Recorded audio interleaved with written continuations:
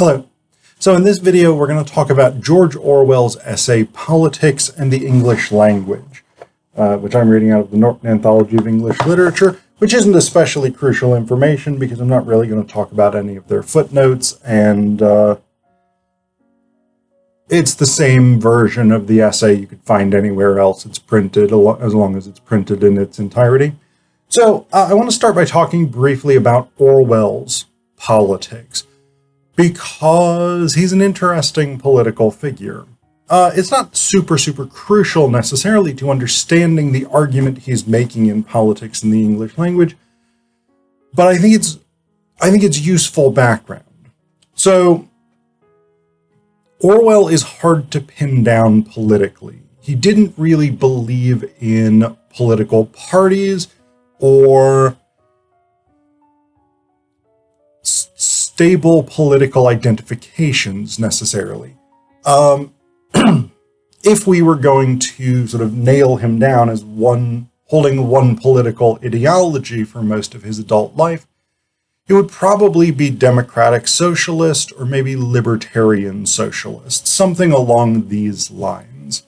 So he basically believed that society as a whole has an ethical obligation toward equity, toward making sure that the distribution of resources is more or less even and that people have equal opportunities. But at the same time, he was staunchly opposed to the state socialism of something like the Soviet Union, what would later develop in the People's Republic of China under Mao, Cambodia's Pol Pot, places like this. So authoritarian communism or state socialism that you get in many of these totalitarian communist countries, Orwell was staunchly opposed to this. And this has actually led some people on the right to try and appropriate him as a right-wing figure because he was incredibly critical of Stalinism, but that is wrong. Orwell was in no sense a right-wing figure. He was a sort of free-thinking leftist, I guess might be the best term, which I really admire. That is what I aspire to be. Whether or not I make it is a different question. But in Politics in the English Language, Orwell takes on some of the political problems of his day through the lens of rhetoric. So that's one element here that I think is important, is Orwell's political stance is largely an independent one. He is critical of the right, but he's also critical of some factions on the left more than others. Particularly, this essay was written in 46 and revised in 47. Yeah. On the British left, particularly the British academic left at that time, there was still a lot of apologetics for Stalinism. A lot of left-leaning people, academics, but also like workers movements and things like this. People justified the horrors of Stalinism as sort of necessary to get to the communist future that was inevitable under a certain reading of Marxist historical materialism. Anyway, Orwell is incredibly critical of those people as well. So what he ends up sort of coming down on in Politics in the English Language is a version of what we might call plain speech theory or plain language theory. Now, this is a movement in linguistics. Orwell, I wouldn't say was a member of the plain language theorists, but he would be a fellow traveler. The idea of plain language theory is essentially what it says on the tin. That generally speaking, everyday language, plain language, clear and understandable language is preferable to excessively academic or jargon-filled language, things like this. So,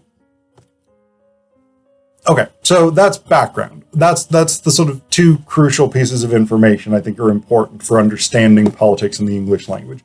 That Orwell is a left-leaning independent. He's critical of people across the political spectrum, and he generally supports the use of plain, direct language, which is also reflected in much of his writing. So, what he starts out with here is the sort of problem statement, which also implicitly has its call to action. And this opening line is actually a reasonably famous one from the world of rhetoric, to the extent that there are famous lines from people writing about rhetoric. Most people who bother with the matter at all would admit that the English language is in a bad way, but it is generally assumed that we cannot by conscious action do anything about it. Our civilization is decadent, and our language, so the argument runs, must inevitably share in the general collapse. It follows that any struggle against the abuse of language is a sentimental archaism, like preferring candles to electric light or hansom cabs to aeroplanes. Underneath this lies the half-conscious belief that language is a natural growth and not an instrument with which we shape our own purposes. This is the problem statement. People think that it's inevitable that the English language is slipping into decline, that things are going badly for those who write and speak in the English language. But for Orwell, this is not simply a matter of ugliness, bad style. Things don't sound as good as they used to. Because what he says here is, now it is clear that the decline of a language must ultimately have political and economic causes. It is not due simply to the bad influence of this or that individual writer. But this works both ways for Orwell. So, societal problems, sociocultural problems, economic problems have a negative impact on language, but then the decline of that language feeds back into those problems, those larger sociocultural problems. So he says here of the English language, it becomes ugly and inaccurate because our thoughts are foolish, but the slovenliness of our language makes it easier for us to have foolish thoughts. So this is the sort of core idea, in a way, the core critique that Orwell is making. We do not speak as well as we used to, and that makes it easier to not think as well as we used to. And then the fact that we're not thinking as well as we used to further contributes to the impoverishment of the language. So this is what Orwell ultimately is arguing against. And he does end up giving sort of stylistic suggestions here about what writers and speakers should do to try and stop or reverse this corruption. And I'll talk about those suggestions that he gives. But one of the points that he actually makes, interestingly enough, is that although the examples of bad language that he gives us are often much wordier and sound more complex, sound more academic, more highfalutin, whatever it is, they are in fact easier to produce than the simple, direct sentences that he advocates. Because when you use the types of techniques he's critical of, and the two key things he's critical of are cliches and abstractions, and I'll talk more about both of those in just a second. But when you rely on cliches and abstractions rather than creating original thoughts and focusing on clarity and effectiveness of language, you can turn your brain off. You can essentially stop thinking and simply let ready-made phrases do the work for you, rather than you having to figure out how you want to approach a subject yourself. So this is what he says. So he gives us 5 examples of bad writing, some worse than others, some more blatantly foolish and nonsensical than others. And he says, each of these passages has faults of its own, but quite apart from avoidable ugliness, 2 qualities are common to all of them. The first is staleness of imagery, the other is lack of precision. The writer either has a meaning and cannot express it, or he inadvertently says something else, or he is almost indifferent as to whether his words mean anything or not. This mixture of vagueness and sheer incompetence is the most marked characteristic of modern English prose, and especially any kind of political writing. As soon as certain topics are raised, the concrete melts into the abstract, and no one seems to be able to think of turns of speech that are not hackneyed. Prose consists less and less of words, chosen for the sake of their meaning, and more of phrases, tacked together like the selection of a prefabricated henhouse. So this is the big critique that he makes. People use cliches, phrases that already exist to express a particular idea, but because they have been used over and over and over again, they lose their sharp contours, right? So a phrase like busy as a bee, right? This is a great example of a cliche.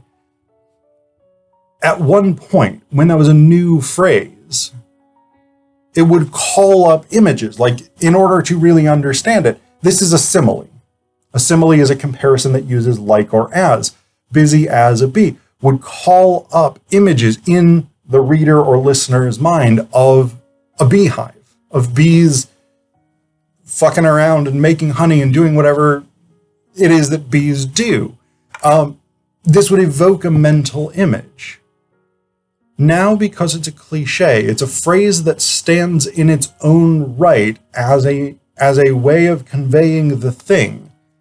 We no longer need the mental image. The mental image is entirely superfluous. The phrase itself becomes the tool rather than a strategy for evoking an image that actually creates an impression. The phrase itself creates whatever shallow impression it creates. So this is one of the issues. The other issue is abstractions. Abstracts are the opposite of the concrete, of specifics, details, things like this. And Orwell talks about this. This is still true today. If you watch any politician and a lot of political commentators, the discussion is rarely about specifics.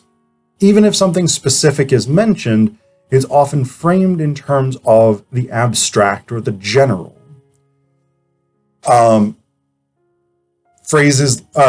Words or phrases like freedom, the good of the state, the people, liberty, even democracy, fascism, communism, socialism.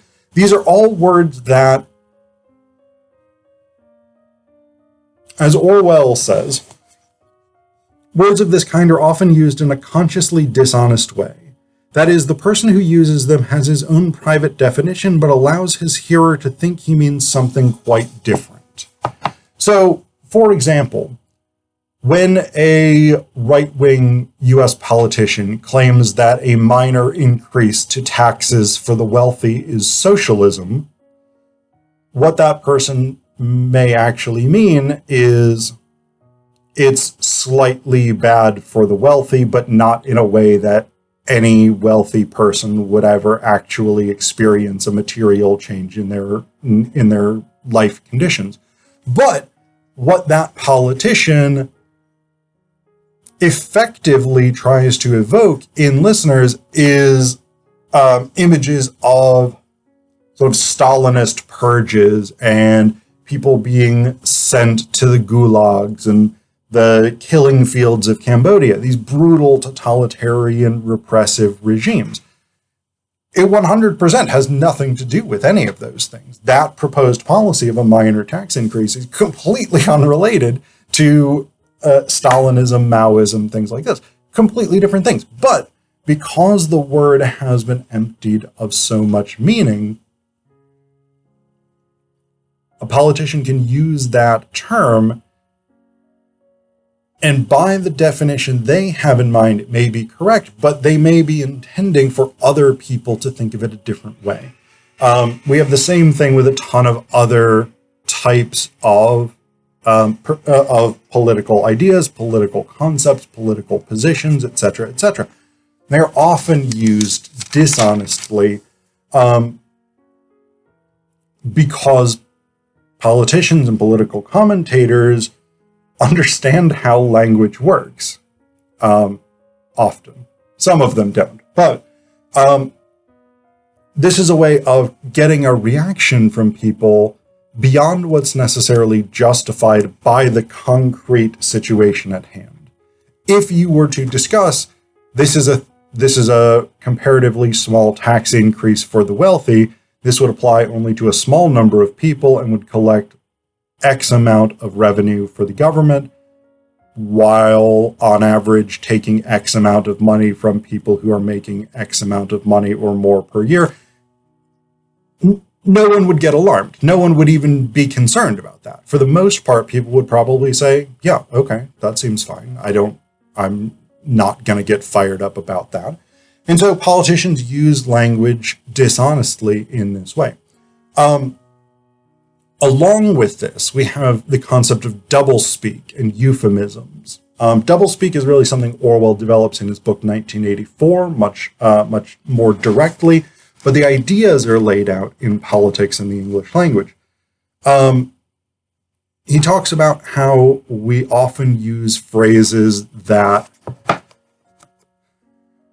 sound much pleasanter than the thing being done in order to be able to live with the horrendous things that we do as a nation or as a collective. So my favorite example is from the early 2000s, the U.S. War on Terror, enhanced interrogation as a euphemism for torture. It was a way of effectively using language to cloud the fact that we were torturing people by presenting it as something much more palatable. And so Orwell says this is another species of abstractions, vague language, and things like this. So what does Orwell suggest should be done about this? Well, he gives us two major blocks of suggestions. One is a set of questions that writers should ask themselves, and then one is a set of principles. So the first one, he says here, a scrupulous writer in every sentence that he writes will ask himself at least 4 questions. Thus, what am I trying to say? What words will express it? What image or idiom will make it clearer? Is this image fresh enough to have an effect? And he will probably ask himself 2 more. Could I put it more shortly? Have I said anything that is avoidably ugly? So, accuracy, clarity, detail, specifics, brevity, and, of course, avoiding ugliness.